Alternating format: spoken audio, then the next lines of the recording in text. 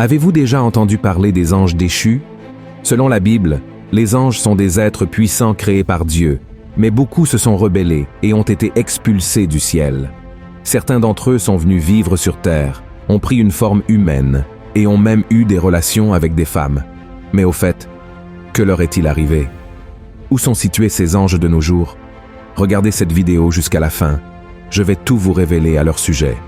Et si vous ne vous êtes pas encore abonné à ma chaîne, cliquez maintenant sur le bouton « S'abonner » juste en dessous de la vidéo et venez marcher avec moi tous les jours, car je veux partager des enseignements bibliques de manière simple et je veux aussi faire des prières le matin et le soir pour votre vie. Alors, commençons.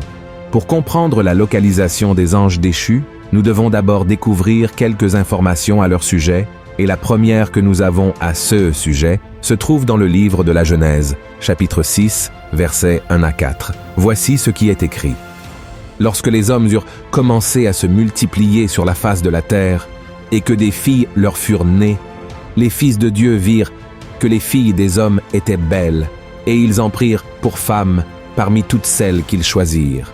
Alors l'Éternel dit, « Mon esprit ne restera pas à toujours dans l'homme, car l'homme n'est que chair, et ses jours seront de 120 ans. » Les géants étaient sur la terre en ces temps-là, après que les fils de Dieu furent venus vers les filles des hommes, et qu'elles leur eurent donné des enfants.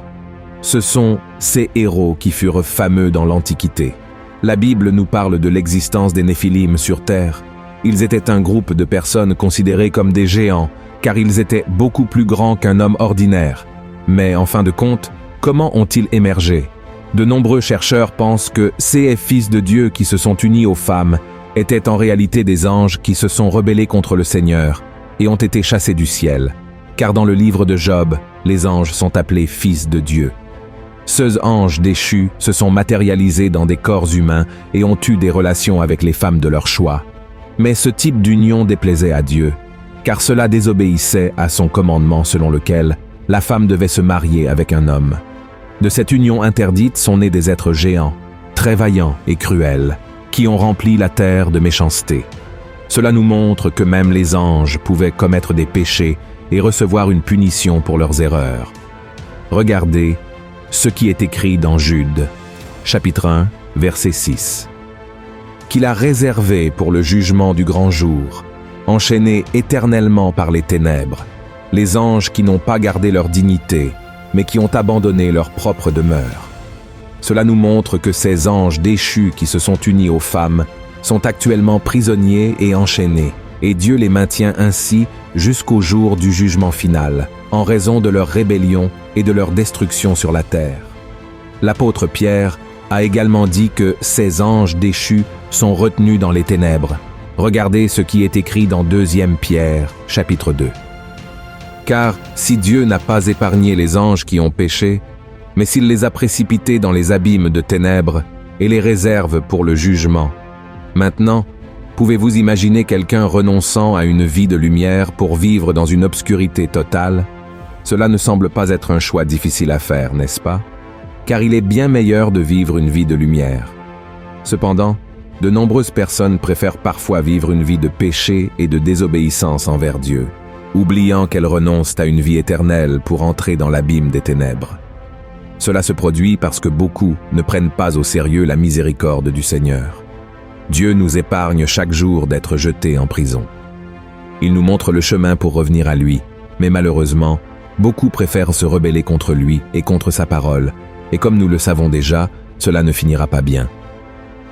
La Bible dit dans Jean, chapitre 3, verset 19, que la lumière est venue dans le monde, et cette lumière, c'est Jésus, mais les hommes ont aimé les ténèbres plutôt que la lumière, car leurs œuvres étaient mauvaises, et ils n'ont pas voulu se repentir.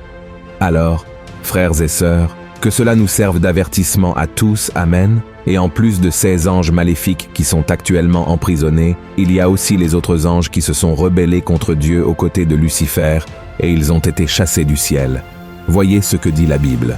« Te voilà tombé du ciel, astre brillant, fils de l'aurore. Tu es abattu à terre, toi, le vainqueur des nations.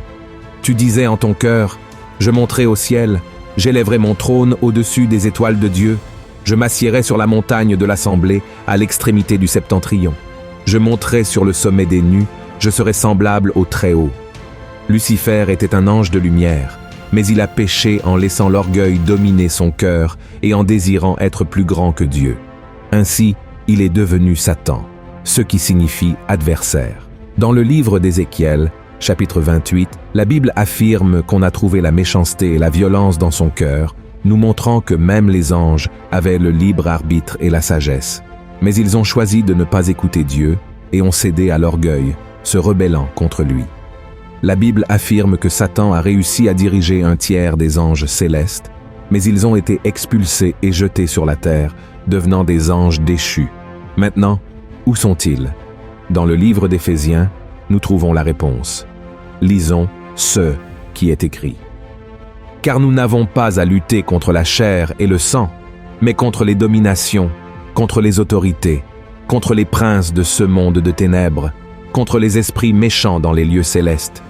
Regardez cela, frères et sœurs.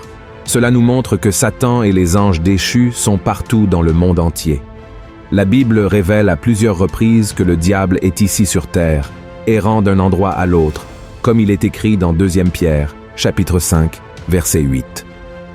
De plus, ils habitent dans les régions célestes et beaucoup croient qu'ils habitent également sur les planètes autour de nous, venant sur terre.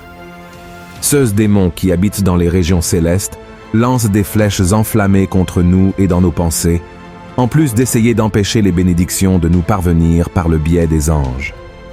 Dans le livre de Daniel, chapitre 10, verset 13, il est dit qu'un ange a été empêché par Satan pendant 21 jours de transmettre une révélation à Daniel, jusqu'à ce que l'ange Michel vienne et l'aide. Frères et sœurs, il y a une leçon puissante que nous pouvons apprendre de tout cela. Dieu montre que même les anges n'ont pas été épargnés par la punition pour leurs actes. Et s'il n'a même pas épargné les anges qui étaient à ses côtés, je suppose qu'il n'épargnera pas une génération qui ne veut même pas savoir de Dieu.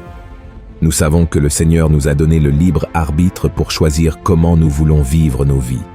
Si nous choisissons de vivre en obéissance au Seigneur et à ses enseignements, nous recevrons certainement tout. Ce qu'il nous a promis, y compris une vie à ses côtés, pour toute l'éternité. La Bible dit dans Éphésiens, chapitre 2, que le salut est par la grâce, par la foi en Jésus, et non par nos bonnes œuvres. Tout ce que nous devons faire, c'est nous repentir et croire que Christ est mort et ressuscité pour nous sauver. Dans 2 Pierre, chapitre 2, verset 9, il est écrit que Dieu sait comment délivrer les justes de l'épreuve et, en même temps, maintenir les impies en punition pour le jour du jugement, c'est-à-dire ceux qui refusent de se repentir et de suivre Jésus. Cela signifie que Dieu connaît le cœur de chaque personne et ses actions. Il sait qui obéit à sa parole et qui désire vraiment vivre à ses côtés. Mais lorsque quelqu'un décide de rejeter les enseignements du Christ et d'ignorer son sacrifice sur la croix, son destin sera certainement celui des ténèbres et des prisons éternelles. Alors, mon cher frère et ma chère sœur, acceptez aujourd'hui l'invitation du Seigneur et cherchez à marcher dans la lumière avec Jésus chaque jour. Vous verrez que c'est la meilleure décision qu'une personne puisse prendre dans la vie. Amen. Si vous avez aimé ce message, partagez-le sur WhatsApp, sur Facebook. Propageons le message de Dieu à tous et je vous attendrai dans la prochaine vidéo. Une grande étreinte.